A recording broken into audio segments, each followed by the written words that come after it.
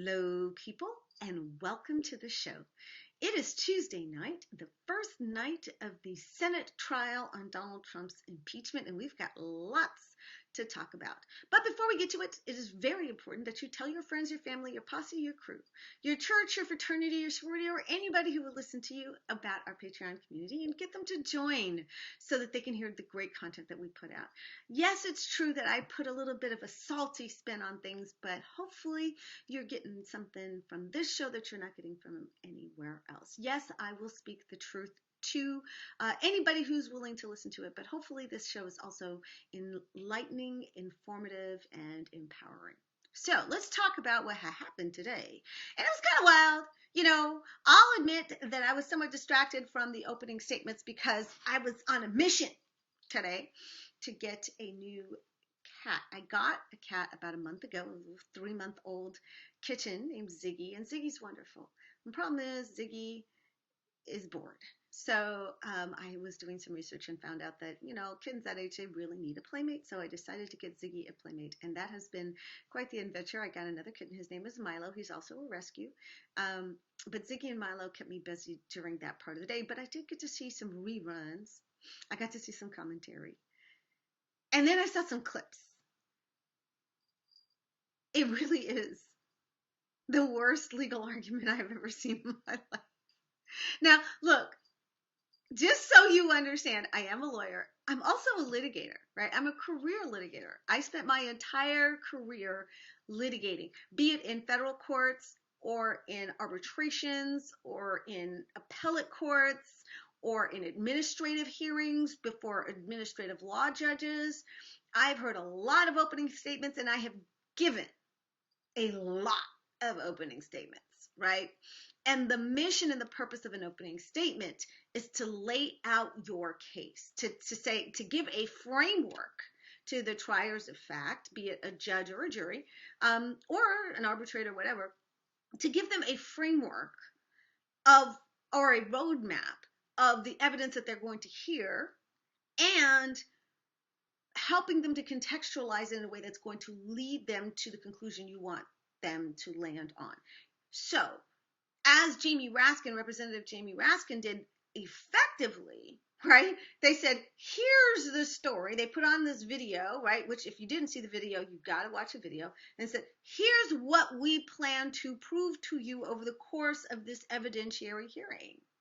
And if we succeed in proving this to you, you have no choice but to convict, because the evidence will be there to support a conviction.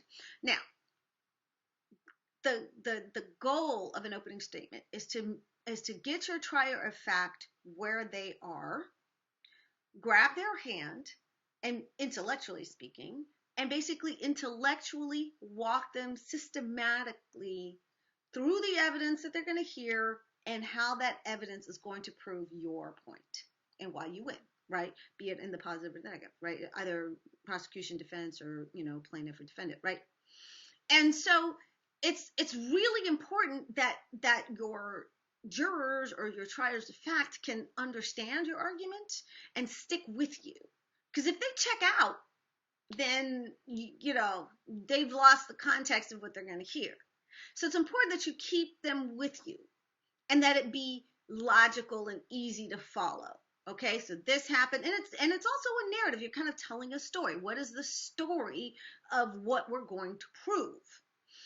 And if you're the other side in this case, you would tell the story of why the evidence that you are going to see isn't going to prove the elements of this crime, right? It's not going to prove it. This is unreliable. There's a big gap here.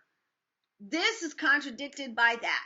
So, if you can't believe this, and you can't believe this, and you can't believe this, then you must have quit, right? And you remember this from OJ. You remember this from all of the TV dramas that you Law and Order. Like, you guys watch TV. You've seen this happen. Now, granted, most opening statements are not as dramatic as the television shows that you watch, but they're at least hang together as some sort of coherent argument, right? Some coherent narrative. Either as a thing happened, or it didn't happen, or if it did happen, it's not criminal, and here's why.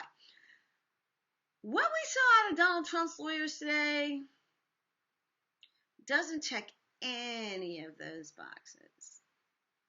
It was emotional, but most of all, it was rambling. It was incoherent. Um, it went on frolic and detour, intellectual frolic and detour, which is to a certain extent reflective of Donald Trump's own speech patterns. I mean, if you remember, wasn't that long ago, listening to Donald Trump's speeches, he would get on a tangent and just kind of go somewhere and never get back to the original point and never, conclude and pick up tangential thoughts, and it was just stream of consciousness craziness.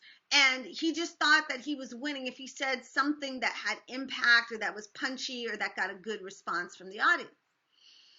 And they didn't demand from him that what he said was true, nor did they demand from him that what he said was logical. All they demanded from him is that it be emotionally satisfying. And it was emotionally satisfying to be in a Trump crowd when Trump said the things you desperately wanted to hear, that you're a winner, that the other side are losers, that the other side are not Americans, that you're what's important and they're not, that you're what's strong and good and they're not. That's all they were there to hear. And they didn't really care what order it came in. And if it was rambling and disjointed, that's fine, because they weren't a jury.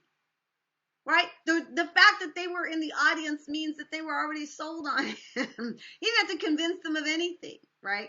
But when you're talking to a jury, you do have to be coherent. Now, I want to make something very clear. While the presentation was to the members of the U.S. Senate, that is not the jury. In this particular scenario, the jury is the American people. Granted, it's the Senate who's going to decide to convict or not convict. But those who ignore the data, the evidence, and the facts and choose to acquit for purely selfish political reasons are going to be convicted themselves, because they're going to be convicted by the American people. That's what's interesting about this trial and why it's important.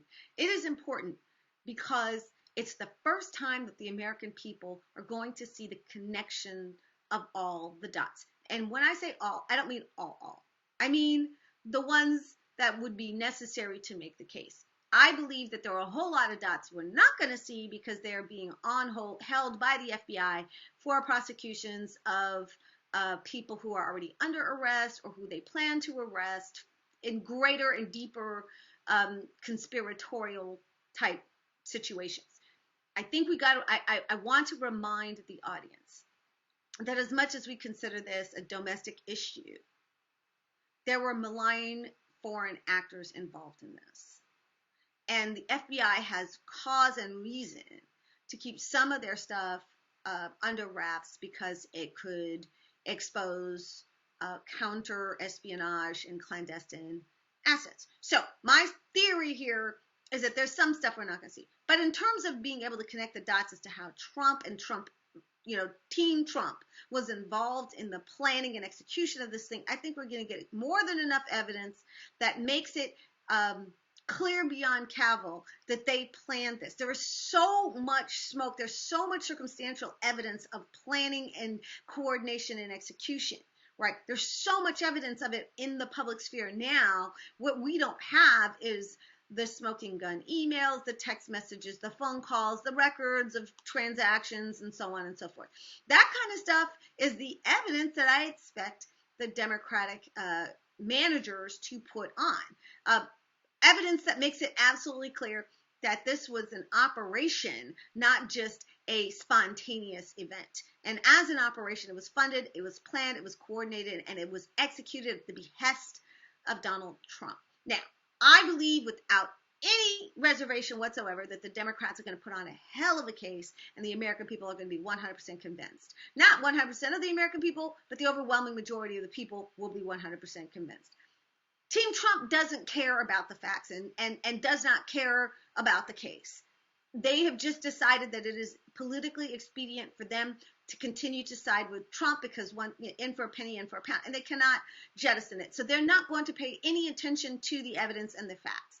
They're not. They're just simply going to sit there and pretend like they're reading their text messages or on Twitter or doodling like Rand Paul was today. They're just going to be like, what a waste of my time, blah, blah, blah. But as they're doing that, observe them.